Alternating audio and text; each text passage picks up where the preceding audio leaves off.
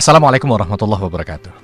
Sahabat yang dicintai Allah, Yarmuk menyisakan cerita tentang bagaimana orang di awal hidupnya dilihat sebagai orang yang bertumpuk dosa, orang yang berlumur maksiat, tapi ternyata di akhir hidupnya mempunyai cerita yang gemilang. Di antaranya Podang Yarmuk ini menjadi saksi. Siapa? Kita sebut beberapa. Gak semua. Mungkin sahabat pernah dengar cerita bagaimana paman Nabi SAW, Hamzah ibn Abdul Muttalib, ya, di mana beliau itu di peperangan Uhud, ya, ditombak dadanya oleh Wahsy, lalu dibelah dadanya oleh Hindun, diambil. Hindun binti Utbah ngambil jantung Hamzah radhiyallahu anhu dimakan. Setelah itu Nabi ketika melihat jasad pamannya itu aja nggak sampai hati.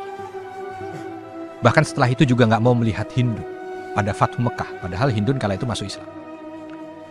Nah, di sini menjadi sarana Hindun ditorehkan dengan tinta emas. Kalau tadi dengan cerita yang mengerikan, ditorehkan dengan tinta emas.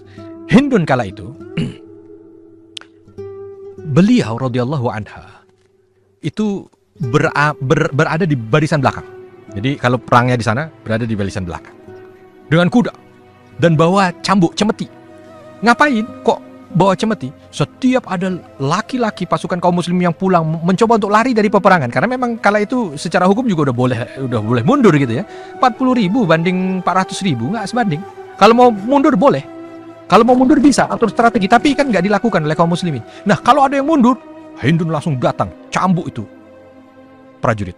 Balik kalian. Jangan sekali-kali kalian mundur dari peperangan itu, atau kalian akan aku kenakan pakaian wanita Arab. Sehingga itu akan membuat kalian terhina ketika pulang ke Mekah atau ke Madinah. Akhirnya balik lagi. Pulang kalian, balik lagi. Ya, sampai akhirnya suaminya sendiri Abu Sufyan ketika terlihat ingin mundur, dikejar oleh Hindun. Dicambuk semuanya, balik engkau, wahai Abu Sufyan. Apa kau tidak malu dengan Nabi SAW? Justru disinilah engkau bisa membuktikan ini kepada Nabi. Buktikan keimananmu itu memang betul-betul murni untuk membela agama Allah ini. Balik ke sana. Tunjukkan kejujuran itu. Sekaligus susul keterlambatanmu dalam Islam ini. Melampaui dengan yang lain melalui pertempuran yang ada di balik ini. Di padang ini. Akhirnya Abu Sufyan juga balik lagi. Sampai semua orang mengatakan, ya, kala itu kaum muslimin mengatakan yang ikut perang ini, lisannya Hindun jauh lebih kami takuti dibanding dengan pedangnya orang Romawi. Dia begitu balik, ada Hindun, balik lagi. Akhirnya mau nggak mau, orang ngomong, mau balik, ada Hindun, mau balik, ada Hindun. Akhirnya perang yang akhirnya membuat kaum muslimin menang. Masya Allah, luar biasa. Ada lagi yang bersama dengan Hindun, Khawlah. Ya. Kala itu menjadi wanita yang membantu Hindun juga. Ketika momen di mana saudaranya itu ditawan oleh orang-orang Romawi gitu ya, maka nggak bisa tahan juga dia walaupun dia wanita. Dia gunakan pakaian untuk menutupi seluruh tubuhnya, lalu dia ambil kuda, dia tutup mukanya sehingga tidak terlihat kecuali matanya, maju ke medan perang. Dan ketika maju ke medan perang tuh semua ditebas, dilibas, sekali tebas pedang dua kepala habis, sampai Khalid bin Walid ketika berperang melihat siapa itu tidak ada yang tahu. Farisul Mulatham itu tidak ada yang tahu. Prajurit yang menutup muka itu tidak ada yang tahu. Sampai akhirnya diketahui bahwa dia adalah seorang wanita sahabiah yang bersama dengan Hindu. Luar biasa. Ini. Wanita punya peran dalam Islam. Menyemangati yang lain. Ada juga kisah tentang Ikrimah bin Abi Jahal. Abu Jahal, kalau disebut Abu Jahal, semua pasti akan faham bahwa ini adalah musuh utama Nabi. Musuh utama Nabi. Fir'aunnya orang-orang kafir Quraisy. Betapa luar biasa bencinya pada Nabi. Punya anak juga sama, Ikrimah ini. Ikrimah sebelum masuk ke dalam Islam, itu berusaha, tujuan utamanya, azamnya adalah membunuh Nabi.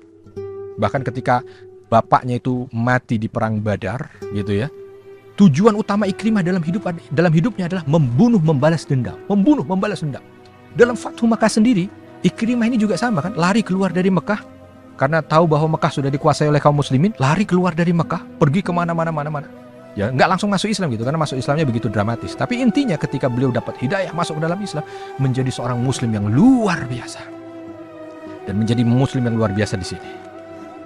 ketika diminta untuk memimpin pasukan perang yang jumlahnya hanya sekitar 400-500 orang, menghadapi 10.000 pasukan Romawi yang ada di hadapan, nggak pernah gentar, maju terus. Bahkan ketika menghadapi pasukan, kalau saya bisa gambarkan, mungkin beliau di sini, pasukan ada di sana, terlihat di wajah beliau itu tidak pernah ada rasa takut, tidak ada pernah was-was, pada jumlahnya jauh dibanding dengan jumlah musuh. Yang ada hanya senyuman, sampai ditanya oleh orang yang ada di sebelahnya, "Wahai Ikrimah, mengapa senyumanmu begitu lebar di wajahmu? Seolah kau mendapatkan sesuatu yang begitu membahagiakan. Padahal ini peperangan yang kematian ada di depan mata kita. Musuh begitu besar." Tapi Ikrimah menjawab, radhiyallahu anhu, "Justru ini yang mendatangkan kebahagiaan bagiku. Karena disinilah aku bisa membuktikan kejujuran Islamku pada nabiku. Membuktikan kejujuran cintaku kepada Rasulku. Dan membuktikan kejujuran ketauhidanku kepada Rabbku. Aku lihat itu semua akan terlaksana di hadapan mata kita ini. Allahu Akbar, maju perang." Betul, pasukan yang hanya 500 itu bisa memenangkan, mengalahkan 10.000 pasukan musuh yang ada di hadapannya. Walaupun kala itu beliau terluka parah, terkapar di medan ini juga. Dan yang luar biasa juga, Masya Allah, cerita tentang beliau di akhir hayatnya itu menjadi cerita yang diceritakan dari mulut ke mulut, yang memberikan inspirasi. Apa dia? Saat itu beliau bersama dengan Al-Harith. Dan beliau serta ada saudaranya juga yang bernama Ayyash kala itu. Bertiga tuh, semua terkapar jatuh di medan perang karena memang luka begitu banyak. Yang pertama teriak Al-Harith ini. Ya, Al-Harith pertama teriak dia, "Aus, aus." Ya, di akhir peperangan gitu, ada perawat yang datang kan, yang biasa membenahi luka kaum muslimin itu. Datanglah ini dengan air. Tapi begitu sudah nempel di mulut Al-Harith radhiyallahu anhu, mendengar suara Ikrimah radhiyallahu anhu, "Haus, haus, haus." Al-Harith langsung mengatakan, "Beri dulu kepada Ikrimah sebelahku, beli dulu dia, baru nanti ke aku." Perawatnya bingung kan, padahal dia membutuhkan. Berangkat lagi, kasih ke mulutnya Ikrimah bin Abi Jahal. Begitu nempel di mulutnya Ikrimah, terdengar suara dari sebelahnya, ternyata Ayyash radhiyallahu anhu. "Haus, haus." Ikrimah langsung, udah nempel, udah tinggal masuk air, ditahan. "Berikan kepada saudaraku, bismillah, dia yang lebih membutuhkan." Memberikan isyarat. Akhirnya, tapi begitu mendekat kepada Ayyash, sudah meninggal dunia. Mendekat kepada Ikrimah, sudah syahid, meninggal dunia. Mendekat kepada Harith, sudah meninggal dunia. Yu'thiruna ala anfusihim walau kan bihim khasasa. Mereka mendahulukan saudara-saudara mereka walaupun mereka itu sangat membutuhkan sebenarnya. Itulah dia itsar. Mendahulukan saudaranya. Bayangkan. Bukan hanya sekedar yang diberikan itu jabatan. Jadi kalau ada orang bicara, "Oh ini hanya membela kedudukan, membela..." Nggak ada di mata sahabat, tidak ada. Untuk saudaranya nyawa pun diberikan. Untuk saudaranya kehidupan pun diberikan. Jadi wajar kalau di antara mereka itu nggak ada tabaghut, tuh nggak ada. Dengki, iri itu nggak ada. Bukan apa-apa ini buat saudaranya, nyawanya. Saudara di sini maksudnya adalah seiman ya. Nyawanya aja diberikan, kehidupannya aja diberikan, bukan yang lain lagi. Yang lain udah jelas pasti akan diberikan. Jadi nggak ada dengki iri. Kalau sahabat baca cerita tentang bagaimana kehidupan para sahabat antara satu dengan yang lain, seolah tidak ada dengki dan iri di antara mereka, tidak ada kebutuhan-kebutuhan hanya sekedar duniawi. Rumus mereka adalah al-hubbu fillah wal bughdu fillah, itulah dia mereka. Dan medan Yarmuk ini memberikan pelajaran itu. Medan Yarmuk. Maka bismillah, mudah-mudahan pelajaran yang bisa kita ambil. Ketika kita melihat ada orang-orang yang seolah sekarang ini tidak ada keimanan sama sekali, kufurnya begitu luar biasa, maksiatnya penuh, janganlah pandangan kita seolah justifikasi dia pasti neraka. Kita belum tahu. Hidayah Allah bisa mampir pada mereka. Yang utama doakan justru, bukan apa-apa, doakan. Cobalah kita kalau ketemu orang yang kita rasa dia nggak baik itu, coba doakan gitu. Budayanya sekarang jangan ngumpat, budayanya jangan ngegosip, budayanya jangan ngomongin gitu. Jangan, coba dirubah sih, jadi doa gitu. Begitu tahu buruk ya, doain aja, doakan.